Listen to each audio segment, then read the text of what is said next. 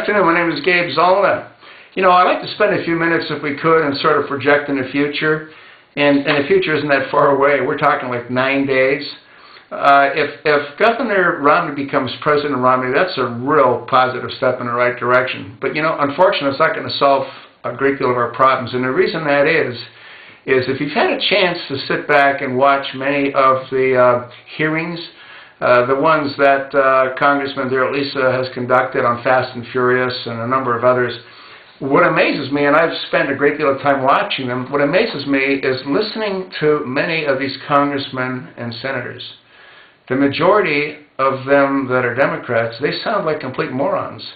I don't think they have an IQ equivalent to about a 9-year-old. They get up and they babble.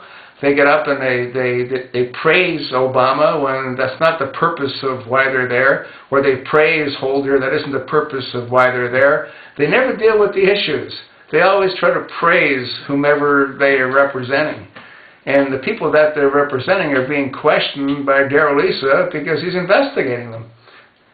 Do me a favor, go back and Google some of these hearings. It's unbelievable listening to these people the way they talk. Now, the majority of the ones that really sound like idiots are the long-term members of Congress. And I guess that applies to the Republican side as well. Like you've got senators like John McCain, he can't decide if he's a rhino or if he's a Democrat or if he's a Republican. I mean, he goes ahead and he authorizes the National Defense Authorization Act. Never mind he authorized it, he co-authored it with Mark Levine, who's a Democrat. And it's been struck down as being unconstitutional. You'd think that a guy that's been around for 25 years in Congress would sort of have a clue, but obviously not. And that's another problem that we have in this country. Not only do we have to get rid of all of these people that really don't seem to have an IQ equivalent to a 9-year-old, but we also have to get rid of the long-term senators and congressmen. They've outlived their usefulness. I mean, they really have. Dianne Feinstein, she's probably been in Congress longer than she's been alive. I mean, it's sad. And they no longer contribute anything of any value. They truly don't. And that goes for Barbara Boxer, and that goes for a whole lot of them. It's the truth.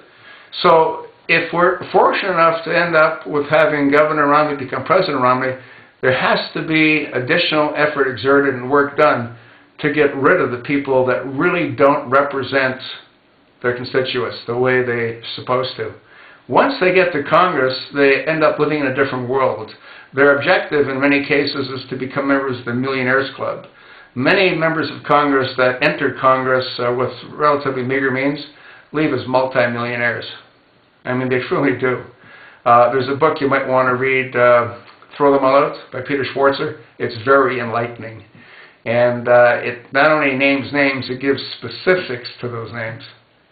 So we need to have change. And the change isn't just at the presidential level, it's also within Congress. If we don't change Congress, we'll end up no better off than we are right now. Harry Reid's blocked everything for the past 4 years. They've not come out with a budget. Anything that the Republicans tried to do, Harry Reid and his cronies blocked. We need to make change. We need to get rid of those long-term fools. We need to get rid of people that have an IQ of less than a 9-year-old, and there are many of them. If you don't believe me, Google some of these hearings. Listen to the comments that they make. It's actually almost funny, but it's sad, because these are the people that are supposed to be representatives of the various states. And most of them, like I said, are clueless. Change has to come, and only you can inflict change. Please make the right decision when you vote. The future of this country depends on who you select to become our next president. Thanks.